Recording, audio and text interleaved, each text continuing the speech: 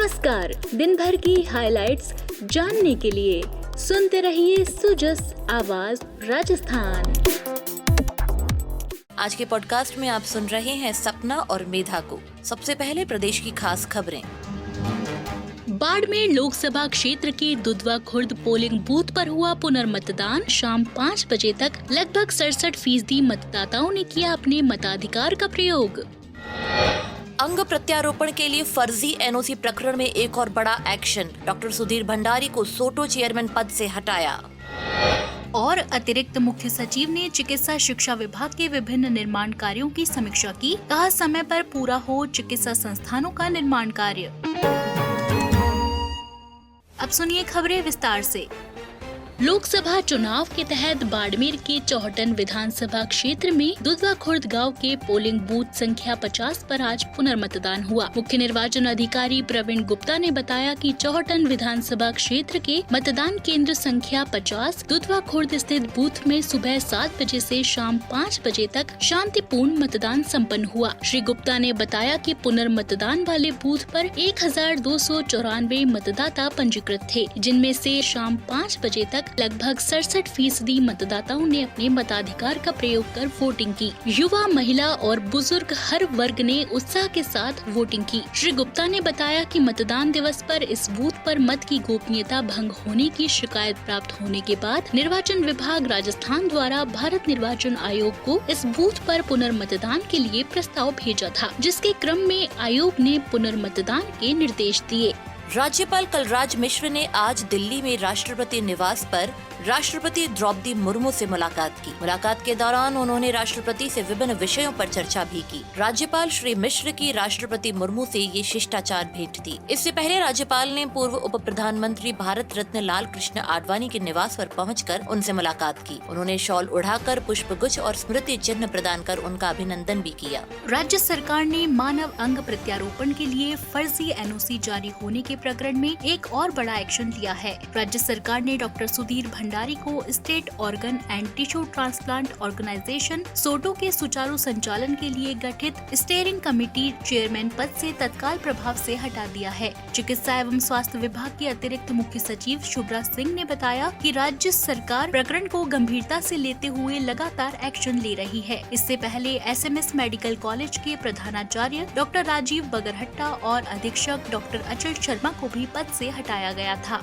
SMS अस्पताल के वरिष्ठ आचार्य निश्चेतन डॉक्टर सुशील भाटी ने आज एसएमएस अस्पताल के कार्यवाहक अधीक्षक का पदभार ग्रहण किया। अस्पताल के पूर्व अधीक्षक डॉक्टर अचल शर्मा ने उन्हें कार्यभार सौंपा और बधाई दी। इस अवसर पर डॉक्टर भाटी ने कहा कि उनका प्रयास रहेगा कि प्रदेश के सबसे बड़े सवाई मानसिंह चिकित्सालय में चिकित्सा व्यवस्थाएं और अधिक सुदृढ़ हों, ताकि राज्य और राज्य के बाहर से आने वाले मरीजों को बेहतर स्वास्थ्य सुविधाएं सुगमता से मिल सकें। इस अवसर पर एसएमएस अस्पताल के वरिष्ठ चिकित्सा अधिकारी भी उपस्थित रहे। ग्रेट इंडियन ट्रैवल बाजार के 13वें संस्करण का कल सीतापुरा स्थित नोवेटोल जयपुर कन्वेंशन सेंटर में ट्रैवल ट्रेड्स के बीच उत्साह के साथ समापन हुआ। इसमें बायर्स और सेलर्स दोनों नेटवर्किंग के अवसरों से संतुष्ट नजर आए। ये संस्करण भारत को ग्लोबल वेडिंग टूरिज्म डेस्टिनेशन के रूप में बढ़ावा देने के लिए समर्पित था। इस मेगा इवेंट में 52 देशों के कुल 242 प्रमुख inbound foreign tour operators foreign buyers के रूप में शामिल हुए। 3 दिवसीय GITB का आयोजन राजस्थान सरकार के पर्यटन विभाग, भारत सरकार के पर्यटन मंत्रालय और federation of Indian chambers of commerce and industry FICCI द्वारा किया गया। इस आयोजन को hotel and restaurant association of Rajasthan, Indian heritage hotels association और Rajasthan association of tour operators जैसे प्रतिष्ठित राष्ट्रीय और क्षेत्रीय एसोसिएशंस का सहयोग प्राप्त था। और अब सुनिए अधिक जानकारी हमारे सहयोगी दीपक कुमार शर्मा से।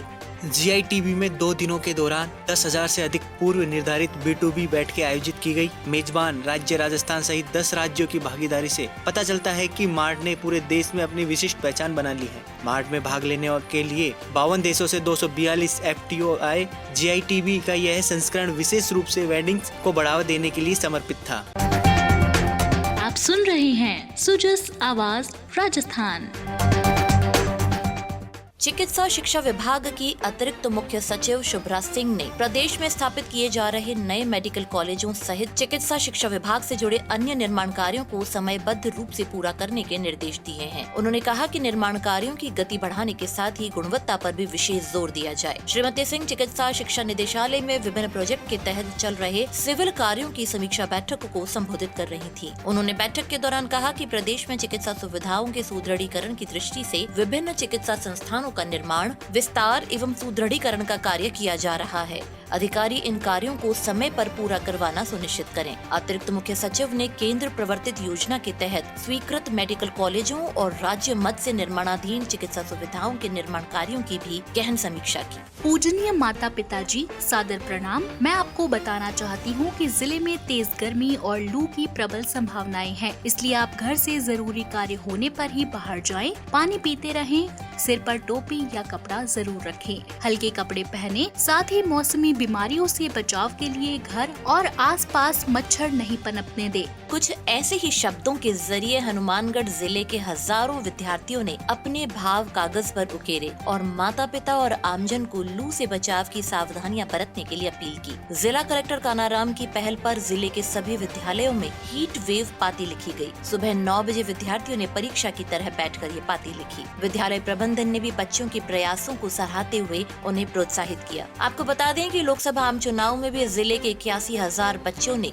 वोट पाती लिखकर मतदान के लिए अपील की थी। ये प्रयास वर्ल्ड बुक ऑफ रिकॉर्ड्स में भी दर्ज किया गया है। वहीं भीषण गर्मी में प्रत्येक गांव और कस्बे में पशु पक्षियों के लिए चारा, दाना पानी की व्यवस्था की जाएगी। इस संबंध में पंचायती राज विभाग के शासन सचिव और आयुक्त रवि जैन ने मुख्य सचिव के निर्देश पर आदेश जारी कर राजस्थान के सभी जिला परिषदों के मुख्य कार्यकारी अधिकारियों को निर्देश दिए हैं। साथ ही राजकीय कार्यालयों में पक्षियों के लिए पेड़ों पर परिंदे लगवाने के साथ ही उनमें पानी की उपलब्धता भी सुनिश्चित की जाएगी। पक्षियों की अधिक आवाजाही वाले स्थानों और पेड़ों पर दाने के लिए पात्र रखवाने की भी व्यवस्था की जाएगी। इस कार्य के लिए स्थानीय दानदाता, भामाशाह और सामाजिक संस्थाएं और ग्रामीणों से भी सहयोग लिया जा सकता है।